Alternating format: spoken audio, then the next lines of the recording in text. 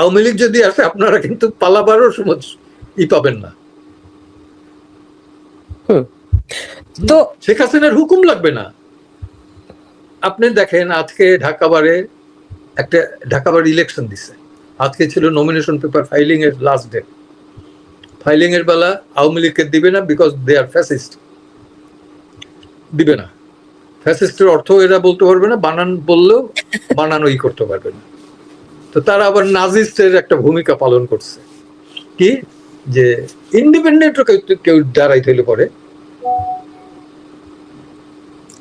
Independent কেউ দাঁড়াইতে হইলে পরে বাড়ির প্রেসিডেন্টের স্বাক্ষর লাগবে। স্বাক্ষর দেওয়ার পরও ইলেকশন কমিশনারের কাছে গিয়ে এগুলো জমা দিতে পারে না ইন্ডিপেন্ডেন্ট ক্যান্ডিডেট। আর আওয়ামী লীগ তো পারেই নাই প্যানেল দিতে।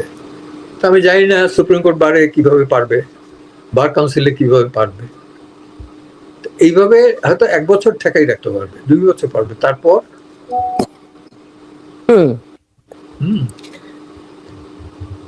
এখানে একজন দর্শক একটা প্রশ্ন করেছেন যে আওয়ামী লীগ নিষিদ্ধের বিরুদ্ধে আপনি কি আইনি লড়াই করবেন? এটা স্থানকাল পাত্র ভেদে। স্থান যদি আমি বুঝি, স্থান তো বুঝতে হবে যে আমি বিচার পাবো কি পাবো না, করে তো লাভ নাই। তাই অ্যাবসলিউট করে যে না রাইট করছে এই অর্ডার যদি হয়, তাহলে তো আমার লাভ নাই।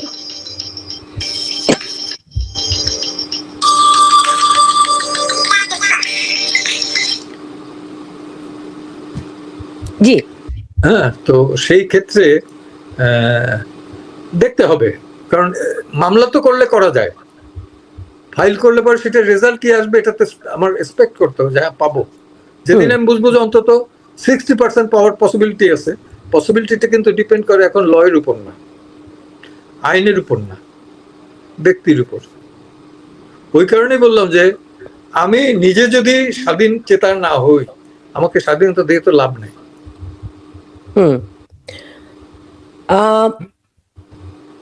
সেজন্য তো তারা একদম প্রথমে এসেই বিচারকদেরকে মানে সরিয়ে দিল, রাইট? সেটা তো আমরা বুঝতেই পারছি, বিচার বিভাগ সম্পূর্ণই তাদের নিয়ন্ত্রণে। তো এমন একজনও কি নাই যিনি সত্যের পক্ষে দাঁড়াতে পারেন? এরকম সেরকম কনফিডেন্স তো আপনারা নিশ্চয়ই পাচ্ছেন না বলেই মানে মামলা করছেন। কনফিডেন্স পাচ্ছেন না কোথায়? আদালতে। 26 জন না 28 জন লোয়ার কোর্টের জাজকে শোকজ করছে। এখান থেকে 12 জন জাজদের লিস্ট তৈরি করে পাঠাই দেওয়া হয়েছে, এদের বাদ দেয়।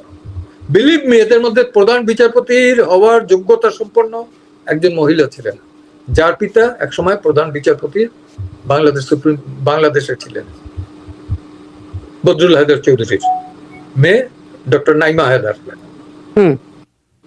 এরকম অনেক, ডক্টর কাজী রেজাউল হক, তারপরে মামুনুর রহমান, তারপরে আরো কে, অসংখ্য। ফুল অ্যাপিলেট ডিভিশন তো বাদই দিয়ে দিল। 5 তারিখ না 6 তারিখ 7 তারিখের পর মব করাইয়া। This is the first time in the history যে মব হয়েছে সুপ্রিম কোর্ট প্রেমিসেসের ভেতর। তারা এসে, এবং আপনি দেখেন 5 তারিখে কিন্তু কোনো মন্ত্রীর বাসা লুট হয় না, সব জাস্টিসদের বাসা লুট হয়েছে। কেন? প্রশ্নটা আমি রেখে গেলাম। তাদের নিরাপত্তার জন্য তো তাদের নিরাপত্তা রক্ষী যারা তারাও ভাগছে। পাশাপাশি আরেকটা দেখাই, এই মবকারীরা যখন গোপালগঞ্জে গেছে, গোপালগঞ্জে গিয়ে হত্যাকাণ্ড চালালো, তাদের রক্ষা করার জন্য, জনরোষ থেকে রক্ষা করার জন্য কিন্তু সেনাবাহিনীর কনভয় গিয়ে হাজির, এবং সেখানে করে তারা চলে আসছে। তো কতদিন কনভয়ের ভিতরে লুকাই থাকতে পারবে? হয়তো আমাকে হত্যা করতে পারবে, আমার মতো আরো 10 জন 20 জন 100 জনকে হত্যা করতে পারবে, কিন্তু নট দ্য 18 crore পিপল, তাই না? এটা তো প্রমাণিত সত্য।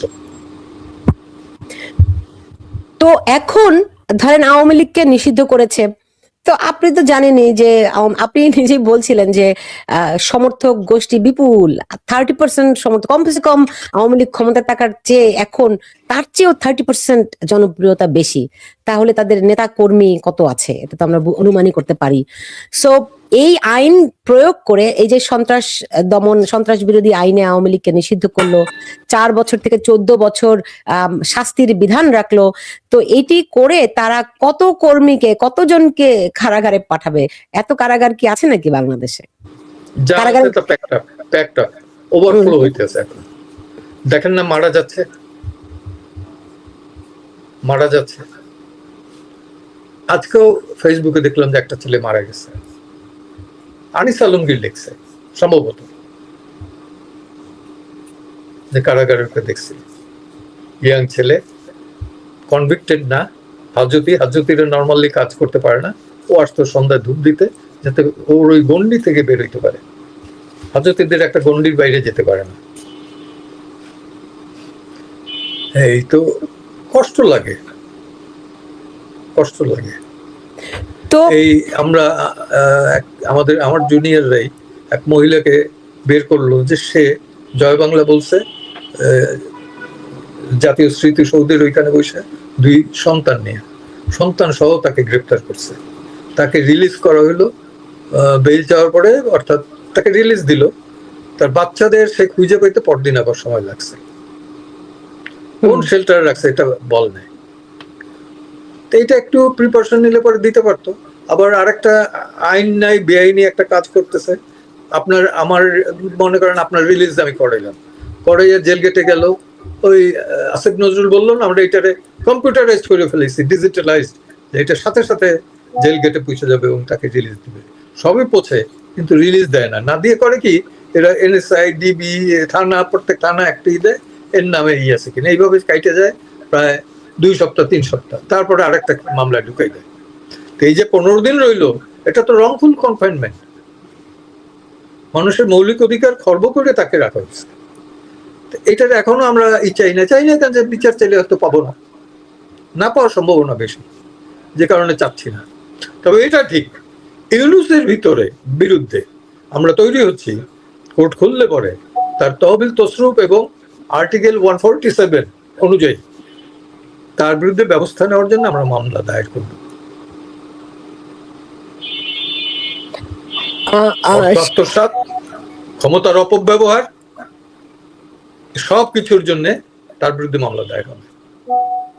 ডক্টর ইউনূস জাপানে গিয়েছিলেন, তারপরে আর ফিরেছেন?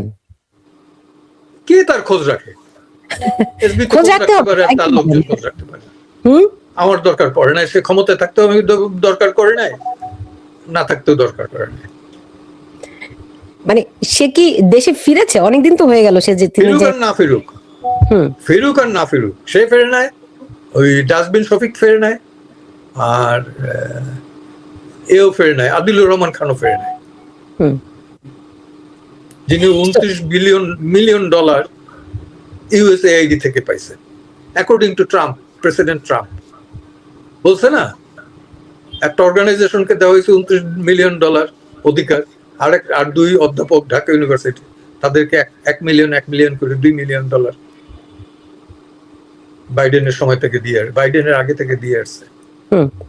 তো আপনারা ডক্টর ইউনূসের বিরুদ্ধে যে মামলা করতে যাচ্ছেন, সেই মামলার পটভূমি এবং মানে বিষয়টা কি? এবং আপনি বলছেন যেখানে যে আদালতের উপরে মামলা করে একটা মানে 60% যদি সম্ভাবনাও থাকে, তাহলে আপনারা আইনি লড়াই এটা করবো। এটা তো সরাসরি কারো ইসের বিরুদ্ধে না। আমি আর্টিকেল 47 অনুযায়ী, সংবিধানের 147 ধারা অনুযায়ী ক্ষমতার যে অপব্যবহার, অর্থাৎ প্রেসিডেন্ট হিসাবে কিন্তু তিনি পরবর্তীতে একটা এজেন্সি নিতে পারেন না, পেট্রোল পাম্পের এজেন্সি নিতে পারেন না, ওকে, আবার ওই মাছের আরো তো বানাইতে পারেন না ওই চেয়ার বসে। এরা তো তাই করছেন। উনি ফার্স্ট করলেন ওনার ভ্যাট মাপ, তারপরে গ্রামীণ ফোনের 6 বছরের ট্যাক্স মাপ, গ্রামীণ ব্যাংকের ট্যাক্স মাপ, তারপরে কি করলেন না, পাওনা দেওনা সব নিয়ে নিলেন। আবার কত বিঘা, 200 বিঘা না 200 একর জমি নিলেন গ্রামীণ বিশ্ববিদ্যালয়ের জন্য। আবার উনি ম্যান পাওয়ারের ব্যবসা শুরু করছিলেন জাপানের সাথে, মানব পাচারের যে ব্যবসা, আমরা তো আদম ব্যাপার বলি, সেই আদম ব্যাপারই ব্যবসা উনি ধরছিলেন। এই তো সব। জি, তো বুঝলাম, কিন্তু মানে অনেকেই তো অভিযোগ করছেন যে তারেক রহমানের সরকার হচ্ছে ডক্টর ইউনূসের সরকারের এক্সটেনশন। তো সেই দিক থেকে ডক্টর ইউনূসের বিরুদ্ধে মামলা কি এই সরকার হতে দিবে? দেখা যাক না, দেখা যাক। অভিযোগগুলো তো পাবলিকলি আসবে, যে অভিযোগ দায়ের করছে, তারপর ফেলাই দিক তারা। বুঝতে পেরেছি। আপনি কতখানি বোধ করছেন এটি ডক্টর ইউনূসেরই এক্সটেনশন সরকার চলছে এই বিষয়ে? এটা আমি এখনো না, দেখা যাক। কারণ আমি বুঝি যেটা, সেটা হলো এই গণভোট এইগুলো বিএনপি মাইনে নিছে, আদারওয়াইজ ইলেকশন দিত না, আরো প্রবলেম করতো।